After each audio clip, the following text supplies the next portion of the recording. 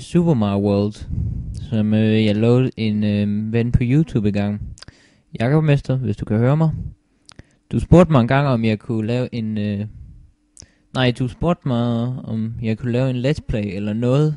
For jeg har snart ikke lavet noget på det seneste. Så tænkte jeg, hvorfor ikke lave en Super Mario World let's play.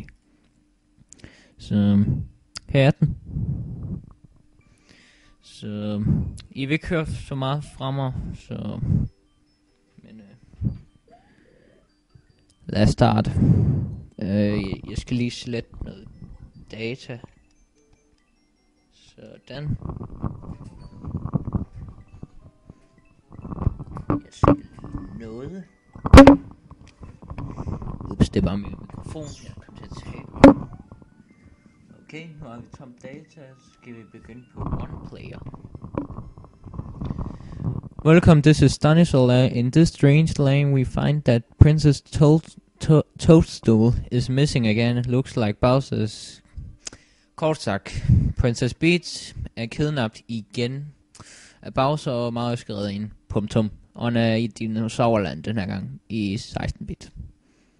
Så sådan her ser My World ud, så lad os move herover. Så jeg skal begynde. De her, de giver bonuspoint, de her Yoshi-mønter. Wow, shit! Jeg glemmer dem hele tiden. Men den her bane er altså Yoshi Island. Så der er ikke så meget at sige om det. Nå ja, siden det her det er SNES, altså Super Nintendo, så kan Mario flere ting end han kunne på NES. Altså på NES'en, der kunne han kun hoppe og løbe, som jeg lige viser nu. Men nu kan han noget nyt. Han kan nemlig lave et spin jump, som gør at man dræber nogle fjender lidt nemmere. For eksempel de her, de tager 2 skader i går. Men hvis man bruger spin jumpet, kan man lige gøre sådan her. Booyah. Og de her, de giver flere point, men jeg går ikke så meget op i point. Og hvis du kan se op i toppen, er der en svamp. Hvad den gør? Prøv at se, hvad der sker, hvis jeg trykker select. Så kan jeg nemlig lave et backup item. Altså et backup power up, som jeg kan bruge. Og stadig kan man gå ned i et par rør og lave nogle ting og sådan noget, men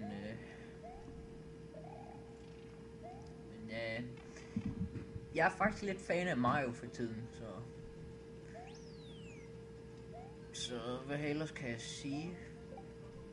Ups, shit, jeg var lige ved at tabe, hva? Shit. Jeg bliver hele tiden bange, når de der kommer. Jeg får hele tiden et chok. Prøv at se, hvad man ellers kan. Hvis man holder et kubeskjold, trykker op og B, så skal man smide kubeskjoldet op i luften. Og nu har jeg lige fået ekstra liv. Ja. Så ja. Der er ikke så meget at sige til det. Det er Super Mario World, og det er fra 90 til 91. Det står der på titlen, hvis I så det. Ja. Men det er stadig et godt spil, og det kan stærkt anbefales af Mario-fans, eller folk, som vil bare have en god platformer. Så jeg har gennemført den første bane, så lad os gå videre til den næste.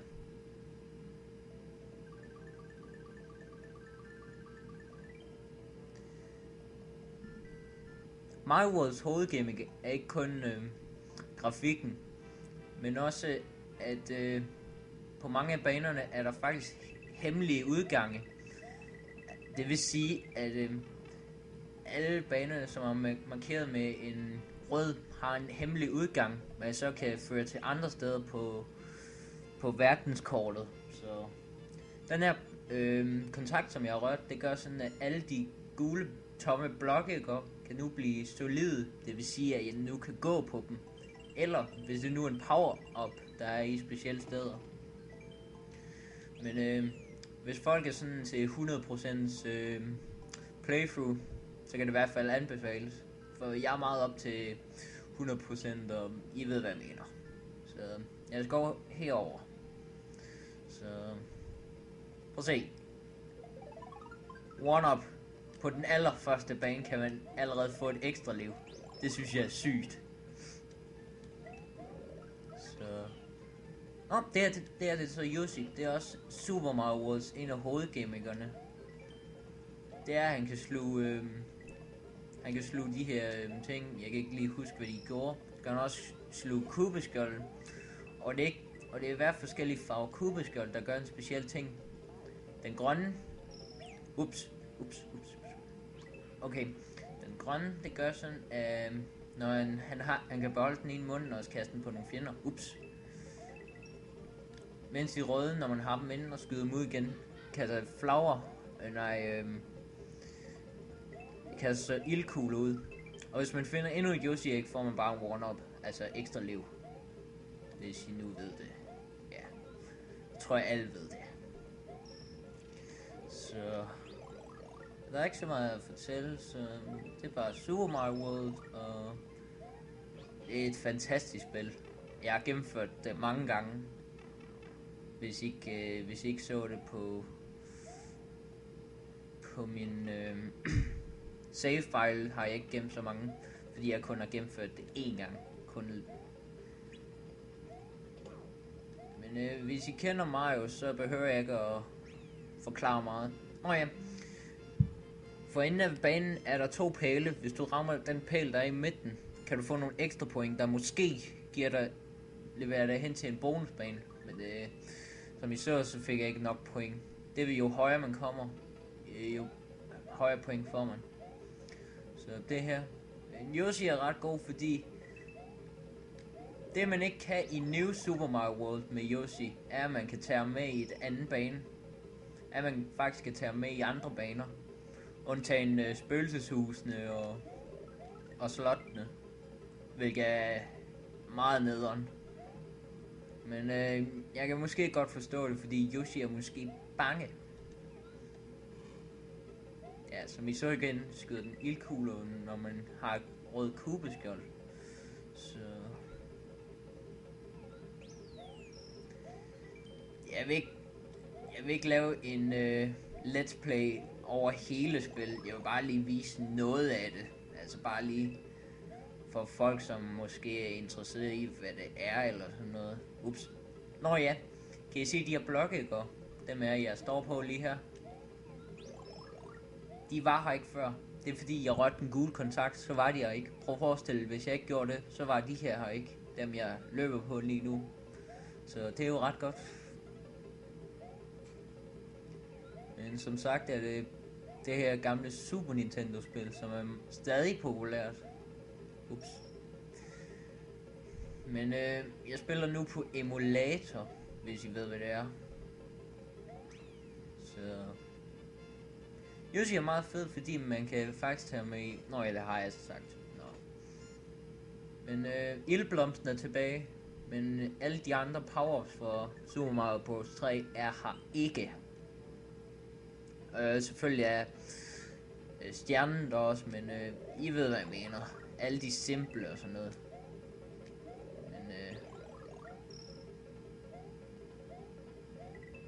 jeg skal gå ned i en bonusbane. Ja. Jeg skal gå herhen med Yoshi. Jeg er faktisk lidt hardcore til det, siden jeg har spillet det så mange gange. Det er fordi en PS3 controller, som jeg bruger hver gang jeg spiller på emulator, er faktisk meget identisk med den gamle Super Nintendo controller. Det vil sige, at den har perfekt controls, når jeg spiller. Og jeg spiller Super Metroid, hvilket kraftigt også kan anbefale jer at spille, for det er kraftedme god gameplay. Undskyld, jeg bander lidt, men jeg har nogle gange med det at gøre nogle gange. Fordi når jeg sådan er... Og apropos spillefigurer, så har Sonic Generation lavet en ny demo. I tænker nok, nu den med Classic Sonic. Nej, det er ikke kun Classic Sonic den her gang. Det er også Modern Sonic, hvilket jeg kraftigt også kan anbefale til PlayStation Network og Xbox Live, men ikke Wii den her gang, hvilket er lidt ærgerligt for dem, der spiller Wii. Men lige meget, vi er nu på den første slot. Så... Og det er også første gang, at Mario kan gribe fat på nettet. Altså det her net, han kravler på lige nu. Er et af de første gange, han kan det. Så... Ups, shit. Åh. Det er fordi, jeg har set meget angry videogame nerd for det sidste.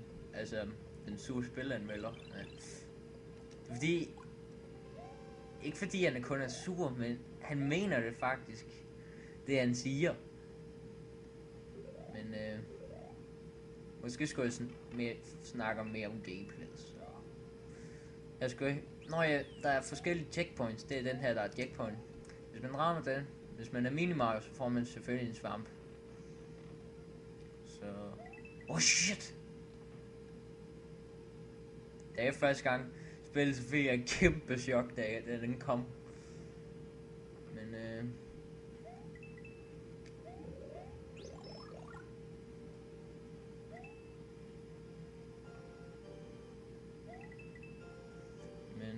der er ikke så meget at sige det. Slottet er ikke så... Ups. Der var jeg godt nok heldig. Og det var det. Så... Jeg håber I nyder, så måske vil jeg lave endnu en playthrough i den nærmeste fremtid, så...